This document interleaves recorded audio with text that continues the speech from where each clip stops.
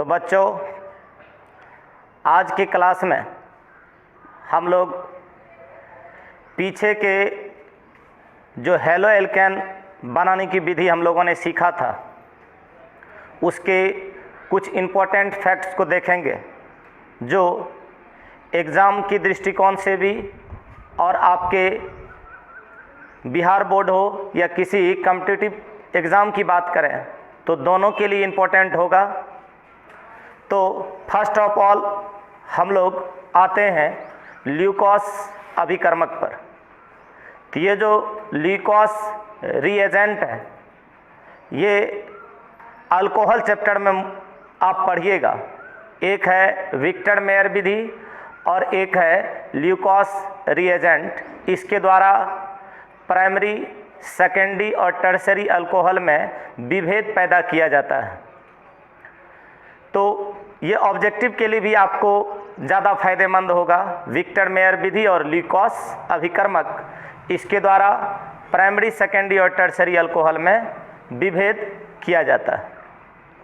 तो ल्यूकोस अभिकर्मक क्या है? ल्यूकोस अभिकर्मक अनाद्र जिंक क्लोराइड और सांद्र हाइड्रोक्लोरिक अम्ल का मिश्रण होता है। अब ये अगर किसी अल्कोहल के साथ अभिक्रिया करेगा तो जो भिन्न भिन्न प्रकार का अल्कोहल है, जैसे कि प्राइमरी, सेकेंडरी, टर्शरी, तो इस ल्यूकोस अभिकर्मक के प्रति टर्शरी अल्कोहल सबसे ज़्यादा रिएक्टिव होता है, पुनः सेकेंडरी और फिर प्राइमरी। और बच्चों, आपको पता होगा कि पहले के क्लास में हम लोगों ने हेलोजिनेशन पढ़ा है। इसका मतलब एल्केन का हेलोजन के साथ अभिक्रिया पढ़ा है। तो एल्केन हेलोजन के साथ अभिक्रिया करेगा तो उसी को हम लोग बोलेंगे हेलोजिनेशन। और उस हेलोजिनेशन में जो ऑर्डर होता है, आपको पता है कि हेलोजन हो गया फ्लोरीन, क्लोरीन, ब्रोमीन और आयोडीन। तो उसमें से फ्लोरीन सबसे रिएक्टिव होता है और आयोडीन जो है सबसे कम होता है। तो इसके रिएक्टिविटी ऑर्डर को भी आप ब्रेन में रखें कि फ्लोरीन सबसे ज़्यादा हो गया और आयोडीन सबसे कम हो गया। अब फ्लोरीन जब एल्केन के साथ रिएक्ट करता है तो ये अभिक्रिया एक्सोथर्मिक होती है, दैट मीन्स ये ऊष्माक्षेपी होती है। इसका मतलब इस अभिक्रिया में ऊष्मा उत्पन्न होती है। और इस अभिक्रिया में और क्या खासियत है कि ये थोड़ा सा वायलेंट होता है, ज़्यादा तीव्र वेग से होता है। और इसी के क्रम में आप ये भी पढ़िएगा कि जब आयोडीन इसके जगह पर रहेगा तो वो अभिक्रिया रिवर्सेबल हो जाता है, वो अभिक्रिया उत्क्रमणीय हो जाता है। इसका मतलब जो रिएक्टेंट से प्रोडक्ट बनता है तो पुनः प्रोडक्ट से रिएक्टेंट बनने लगता है। कहने का तात्पर्य यह है कि अभिकारक से प्रतिफल बनता है और प्रतिफल से पुनः अभिकारक बनने लगता है। ऐसा आयोडीन के कंडीशन में होता है।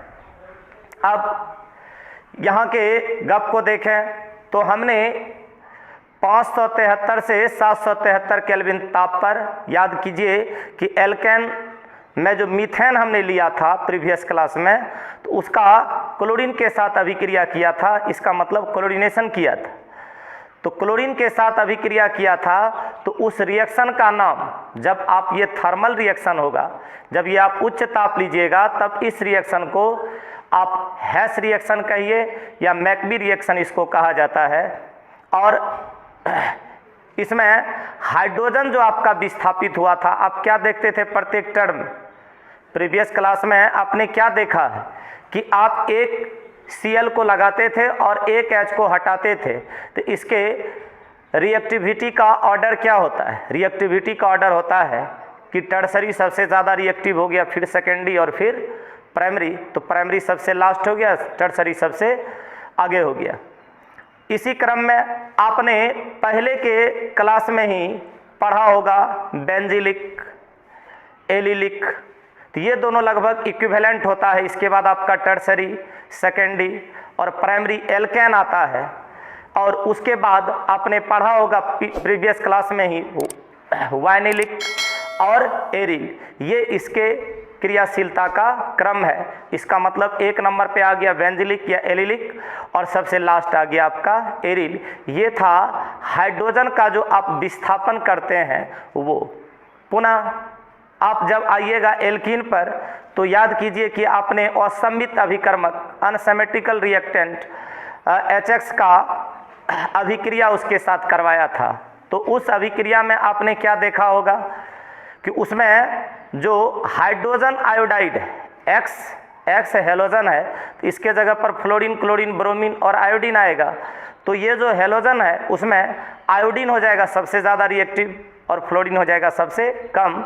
इसका मतलब HI सबसे ज़्यादा हो गया और क्रमशः HF सबसे कम हो गया।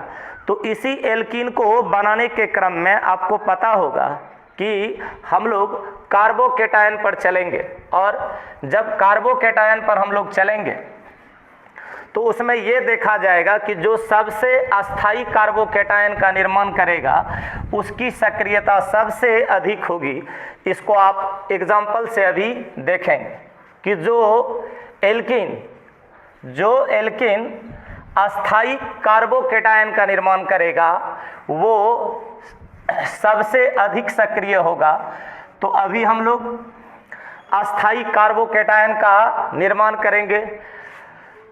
आगे चल कर के आप क्लास में पढ़िएगा सेडजेफ का नियम। तो सेडजेफ के नियम में क्या होता है, देखिए ये कार्बन कार्बन डबल बॉन्ड है, ये कार्बन कार्बन डबल बॉन्ड है, इसको चाहिए 2 बॉन्ड, एक एल्किल ऐसे जोड़ दिए, सेम डिफरेंट जोड़िए, एल्किल जोड़ दिए, इसका 4 बॉन्ड कंप्लीट, इसका 4 बॉन्ड कंप्लीट। इससे ज़्यादा एल्किल इसमें नहीं जोड़ा जा सकता है। ये सबसे ज़्यादा क्या हो गया, कार्बोकेटायन, सब कार्बोकेटायन में सबसे ज़्यादा अस्थाई हुआ सेडजेफ के अकॉर्डिंग कि जितना ज़्यादा एल्किल रहेगा एल्किल उतना ज़्यादा अस्थाई होगा। और अभी आपने क्या नियम सीखा कि जो अस्थाई कार्बोकेटायन का निर्माण करेगा वो ज़्यादा सक्रिय होगा। लीजिए थोड़ा कम कर लेते हैं, कार्बन कार्बन डबल बॉन्ड है, अब एक R इधर लिए, एक R इधर, एक R और ले लेते हैं, इस बार एक R कम कर लेते हैं, मतलब 3 R है। तो ये थोड़ा सा इससे कम होगा क्योंकि ये थोड़ा सा कम अस्थाई है।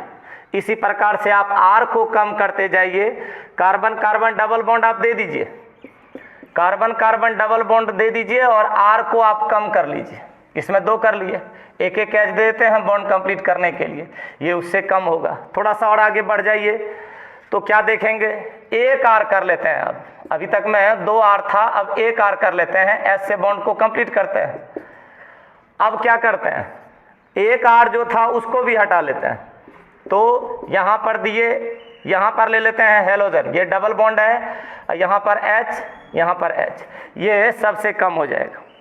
तो ये क्या कह रहा है कि जो सबसे अस्थाई कार्बोकेटायन का निर्माण करेगा एल्कीन में, तो वो सबसे अधिक आपका क्या होगा, सक्रिय होगा, वो सबसे अधिक रिएक्टिव होगा। अब थोड़ा सा आते हैं, प्रीवियस क्लास का ही चल रहा है सब बात। तो हम लोगों ने पढ़ा था मार्कोनी-कॉ का नियम, और उस मार्कोनी-कॉ के नियम में हमने क्या देखा था, उस मार्कोनी-कॉ के नियम में देखा था कि जो असममित अभिकर्मक द्विबंध में योग हुआ था, तो जो धनायन है, तो धनायन वहाँ जुटता था जहाँ पर हाइड्रोजन का आधिक्य रहता था, तो उसको बोलते थे मार्कोनी-कॉ का नियम। तो अभी मार्कोनी-कॉ के नियम पर ही हम लोग चलेंगे। सिमेट्रिकल जब होगा, सिमेट्रिकल का भी कॉन्सेप्ट आपने प्रीवियस क्लास में लिया है, सिमेट्रिकल और अनसिमेट्रिकल का। तो सिमेट्रिकल और अनसिमेट्रिकल का जो कॉन्सेप्ट लिया है, तो पहले आप चलिए सिमेट्रिकल। तो सिमेट्रिकल कैसे, ये कार्बन कार्बन डबल बॉन्ड, देखिए ये हो गया कार्बन कार्बन डबल बॉन्ड, और एल्कीन है तो शेष H से बॉन्ड पूरा कर रहे हैं, ऐसे बॉन्ड पूरा कर रहे हैं, ये हो गया आपका सिमेट्रिकल एल्कीन। एल्किल हैलाइड इससे बनाना है, और आप बनाए हैं प्रीवियस क्लास में, आपने मार्कोनी-कॉ और एंटी मार्कोनी-कॉ का नियम पढ़ा है। तो इससे अब हम बनाएंगे एल्किल हैलाइड। तो एल्किल हैलाइड का जो नेचर होगा वह एल्कीन के जो है आपके पास कंपाउंड, इसके नेचर पर डिपेंड करेगा। ये रहा आपका हाइड्रोजन हैलाइड। अब इसमें से देख लीजिए, अगर ये सिमेट्रिकल है तो आप क्या कीजिएगा, इससे एक और केवल एक ही एल्किल हैलाइड बनेगा। इसका मतलब है कि हम लोग इसमें क्या करेंगे, कहीं पर H और कहीं पर X जोड़ देते हैं और बॉन्ड को कंप्लीट कर देते हैं। देखिए यह है आपका 2 गो कार्बन, यहाँ पर H है, यहाँ पर H है, यहाँ पर आपका H है, यहाँ पर H। अब आइए इस कार्बन को देखिए, कार्बन 4 बॉन्ड कंप्लीट करेगा तो कम से कम एक बॉन्ड तो यहाँ होना चाहिए। अब एक किसी में H जोड़ देते हैं और एक किसी में हेलोजन जोड़ देते हैं। देखिए आपका बन गया एल्किल हैलाइड। तो क्या बोला, सिमेट्रिकल कंडीशन में सिर्फ और सिर्फ आप एक ही एल्किल हैलाइड बना सकते हैं। अब चलेंगे हम अनसिमेट्रिकल वाले पर, और अनसिमेट्रिकल वाले में आपका 2 एल्किल हैलाइड बनेगा, जिसमें अगर आप मार्कोनी-कॉ का नियम का पालन कीजिएगा तो वह मेजर होगा। मेजर का मतलब वो ज़्यादा परिमाण में बनेगा, वो ज़्यादा मात्रा में बनेगा, वह अधिक मात्रा में बनेगा। और एक बनेगा माइनर, तो माइनर का सेंस हुआ कम, छोटा। तो देखते हैं, अब लेते हैं अनसिमेट्रिकल। अब इसको लेते हैं अनसिमेट्रिकल, और अनसिमेट्रिकल में फिर हाइड्रोजन हैलाइड को अनसिमेट्रिकल अभिकर्मक को अभी जोड़ते हैं। तो देखिए ये रहा कार्बन, यहाँ पर डबल बॉन्ड कर लेते हैं, यहाँ सिंगल बॉन्ड।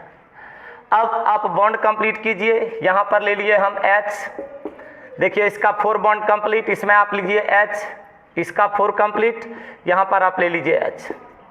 तो देखिए कार्बन कार्बन के बीच डबल बॉन्ड यहाँ पर है, गौर से इसको देखना। और हम यहाँ पर अभिकर्मक से इसका रिएक्ट करवा रहे हैं, इसका अभिक्रिया करवा रहे हैं।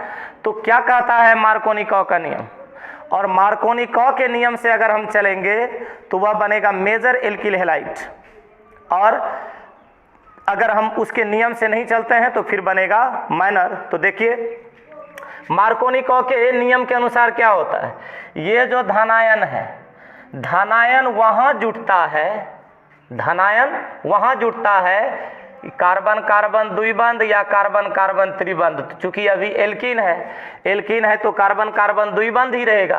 तो कार्बन कार्बन द्विबंध में ये जो असम्मित अभिकर्मक का धनायन है, ये वहाँ जुटता है जहाँ पर हाइड्रोजन का आधिक्य रहता है। तो इसको गौर से देखिए, कहाँ पर हाइड्रोजन का आधिक्य है, इस कार्बन के साथ 1, इस कार्बन के साथ 2, तो आधिक्य कहाँ हुआ, जहाँ पर 2 है। तो जहाँ पर 2 हाइड्रोजन आप देख रहे हैं वहाँ पर हाइड्रोजन को जोड़िए, वहाँ पर हाइड्रोजन को जोड़ दिया, इसको यहाँ पर हाइड्रोजन को जोड़ दिया। यहाँ पर आपका इस कार्बन के साथ 1 हाइड्रोजन है, इसके साथ हमने हेलोजन को जोड़ दिया, तो हो गया एडिशनल रिएक्शन हो गया।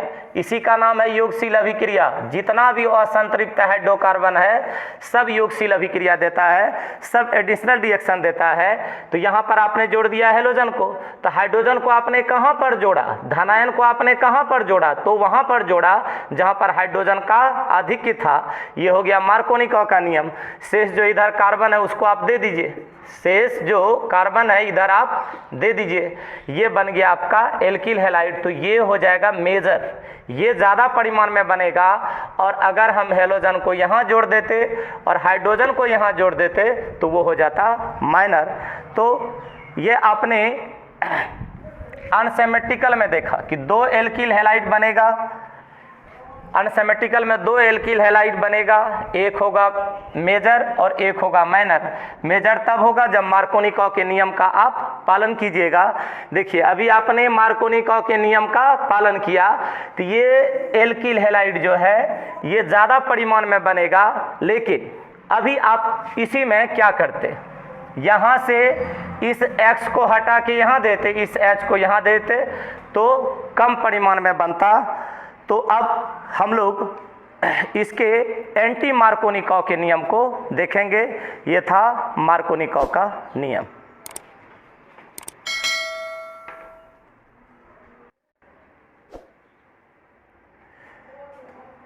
तो अब हम लोग एंटी मार्कोनिकॉ को देखेंगे। और एंटी मार्कोनिकॉ आपको पता होगा कि किसी ऑर्गेनिक, या तो आप ऑक्सीजन लीजिए O2 अथवा कोई ऑर्गेनिक पेरोक्साइड लीजिए, बेंजोइल पेरोक्साइड या और भी बहुत सारे पेरोक्साइड हैं, तो कोई ऑर्गेनिक पेरोक्साइड उसकी उपस्थिति में एंटी मार्कोनिकॉ होगा।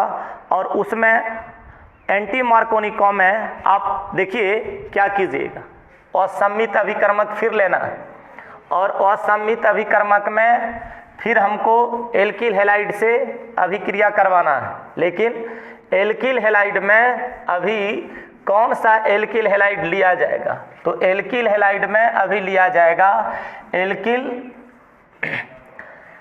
ये जो हाइड्रोजन हैलाइड होगा, एल्किल हैलाइड नहीं, हाइड्रोजन हैलाइड जो अभी लेंगे हम HX, उसमें हम किसको लेंगे, तो उसमें लेंगे हम HBr को। अब सवाल ये है कि उसमें हैलोजन में आता है आपका फ्लोरीन, क्लोरीन, ब्रोमीन, आयोडीन, तो फिर आप ब्रोमीन को ही क्यों ले रहे हैं? हमने फ्लोरीन को, क्लोरीन को, आयोडीन को क्यों नहीं लिया? इसका कारण, और एग्ज़ाम में आपको कभी कभी कारण बताने के लिए प्रश्न पूछा जाता है। तो देखिए, फ्लोरीन को और क्लोरीन को हम लोग क्यों नहीं लेते हैं कि हाइड्रोजन जब फ्लोरीन के साथ बॉन्ड बनाएगा, हाइड्रोजन जब क्लोरीन के साथ बॉन्ड बनाएगा, तो वह हाइड्रोजन और ब्रोमीन के साथ जो बॉन्ड होगा उससे ज़्यादा वह स्ट्रॉन्ग होता है। कहने का मतलब है HF का जो बॉन्ड होगा और HCl का जो बॉन्ड होगा ये ज़्यादा स्ट्रॉन्ग होता है देन HBr के। तो उसके बाद और क्या खासियत है कि HF और HCl जब बॉन्ड बनाता है तो ये फ्री रेडिकल नहीं दे पाता है, मतलब ये टूटता नहीं है। इसका मतलब जो फ्लोरीन है और क्लोरीन है ये फ्री रेडिकल नहीं दे पाता है। ये वजह है कि हम लोग HX जहाँ पर लेते हैं वहाँ पर HBr यूज करते हैं, HF और HCl यूज नहीं करते हैं। अब बात आया HI का, तो HI का जो बॉन्ड इंथैल्पी होता है, मतलब हाइड्रोजन आयोडाइड का जो बॉन्ड इंथैल्पी होता है, ये बॉन्ड इंथैल्पी कम होता है HBr से। दूसरा रीज़न क्या है कि ये जो HI है, तो ये HI में I, आपको पता है कि फ्लोरीन, क्लोरीन, ब्रोमीन और आयोडीन में आयोडीन का परमाणु संख्या सबसे अधिक होता है, तो एटॉमिक साइज सबसे ज़्यादा इसका हो जाएगा। तो साइज में ये बड़ा होता है, और साइज में जब बड़ा होता है तो उसके बाद जब हम इसमें रिएक्ट करवाएंगे तो पुनः क्या बनेगा, आयोडाइड ही बन जाएगा, पुनः आयोडीन ही बन जाएगा।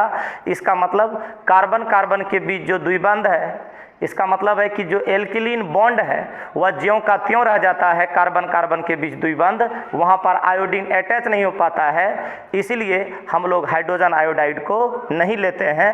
तो अभी आप रिएक्शन करवाइएगा HBr के साथ।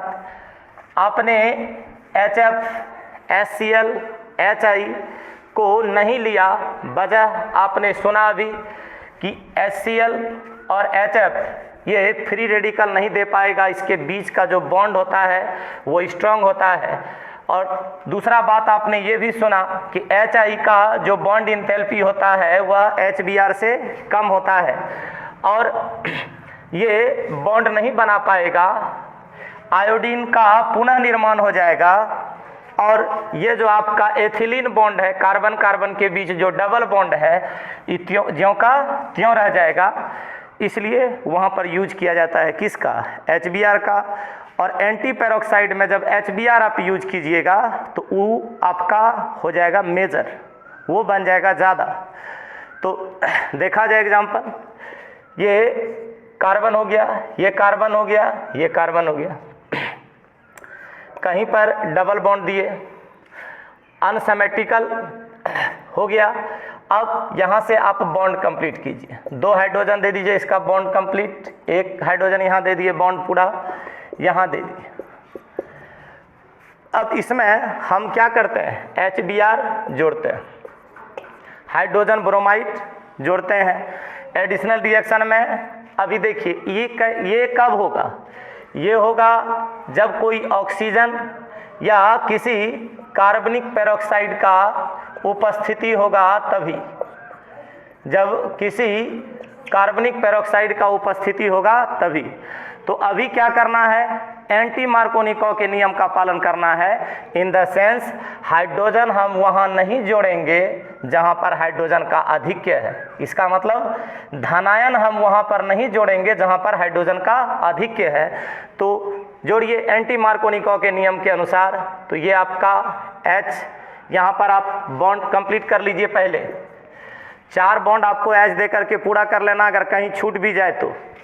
ये H, अब यहाँ पर देखिए एक H है तो यहाँ पर हम H दे देते हैं।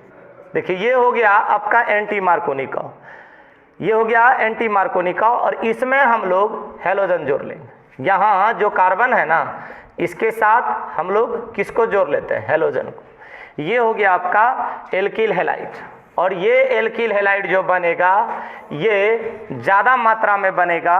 ये हो गया आपका एंटी मार्कोनिकॉ, ये आपका क्या हो गया? एंटी मार्कोनिकॉ। ये एल्किल हैलाइड ज़्यादा मात्रा में बनेगा, और अगर इस X को यहाँ पर, इस H को यहाँ पर देते तो वो बनता कम। तो ये था आपका एंटी मार्कोनिकॉ, ये हो गया एंटी मार्कोनिकॉ। ये होता किसी ऑक्सीजन या किसी कार्बनिक पेरोक्साइड की उपस्थिति। तो देखिए जो आपने एल्कीन के साथ रिएक्शन पढ़ रहा है उसी में एक कंडीशन लगाया कि आप लगाइए, आप शिफ्ट कीजिए किसको? 1 नंबर पे और 2 नंबर पे अगर आप मेथिल को शिफ्ट कर देते हैं, मेथिल सूत्र आपको पता है CH3, या 1 नंबर और 2 नंबर पर अभी एल्कीन ही रहेगा और उसी आप हाइड्रोजन हैलाइड से रिएक्शन भी करवाइएगा।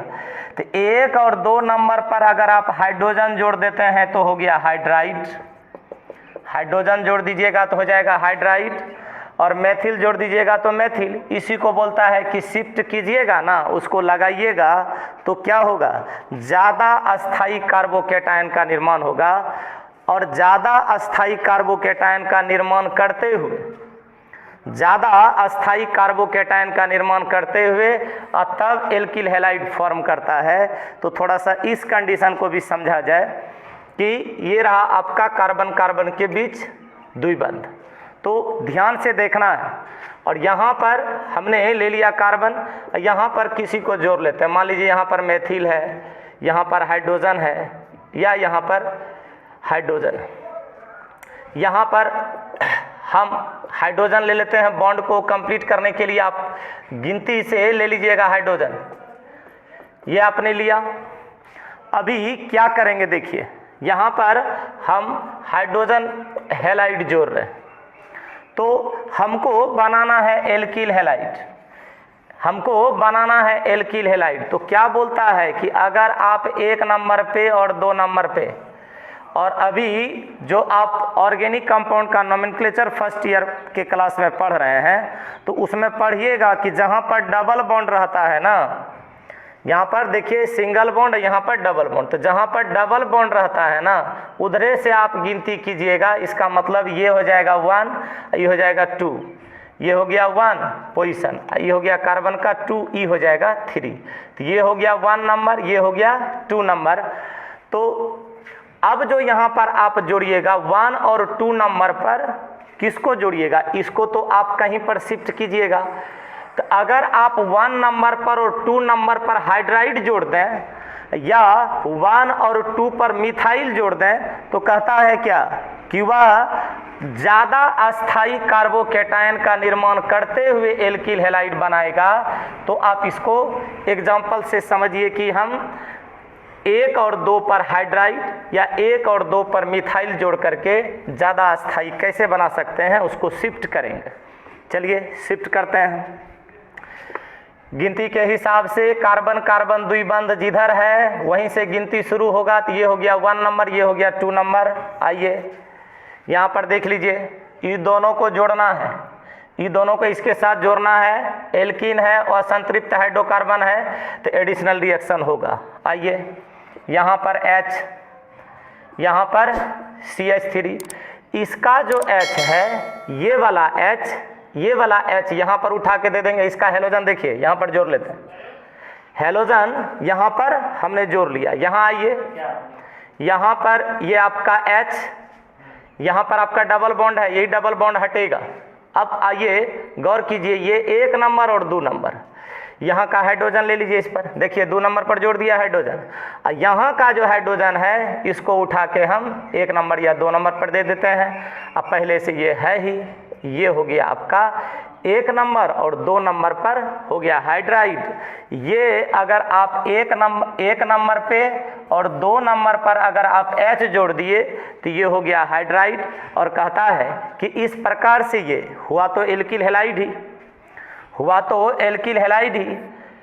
तो ये ज़्यादा अस्थाई कार्बोकेटायन का निर्माण करते हुए एल्किल हैलाइड बनाता है। फिर देखिए मैथिल को आप शिफ्ट कीजिए, आ जाइए सेम कंपाउंड जो आपके सामने में है उसी में। मान लीजिए कि यहाँ पर हम CH3 जोड़े हुए, गौर से इसको देखिए, यहाँ पर CH3। अब आगे बढ़िए, आगे बढ़िए, सब कुछ वैसा ही होगा 1 पे 2 पे। आपको पता है कि गिनती कहाँ से शुरू होगा, तो गिनती वहाँ से शुरू होगा जहाँ पर कार्बन कार्बन द्विबंध है। क्योंकि सीनियरिटी ऑर्डर में कम से कम एल्किल से तो ज़्यादा रिएक्टिव ये जरूर है। तो देखिए 1 नंबर, अब 1 नंबर पर और 2 नंबर पर आपको मैथिल जोड़ना है। 1 नंबर पर और 2 नंबर पर आपको क्या जोड़ना है? मैथिल।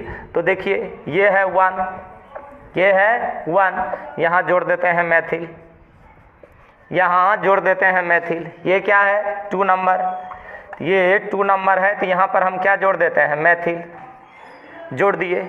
और ये जो आपका H था, ये H इधर कनेक्ट होता ही, यहाँ का H हटा था तो वो H कनेक्ट होता, और ये वाला जो X है हम इसके साथ क्या करते हैं? जोड़ देते हैं। तो देखिए हमने क्या किया, मैथिल को हटाया और मैथिल 1 नंबर पर और 2 नंबर पर हमने किसको कनेक्ट कर दिया? मैथिल को शिफ्ट कर दिया। तो ये बन जाएगा आपका ज़्यादा अस्थाई। तो ये जो क्लास है आपका, ये इम्पोर्टेंट फैक्ट का था, और इस इम्पोर्टेंट फैक्ट को आपको रिवाइज करते रहना है। और इसी क्रम में हम लोग जो हेलो एल्केन का नाभिक से नहीं प्रतिस्थापन अभिक्रिया था, तो ई प्रतिस्थापन अभिक्रिया के बाद हम लोग हेलो एरिन बनाएंगे। शेष अगले क्लास में। धन्यवाद।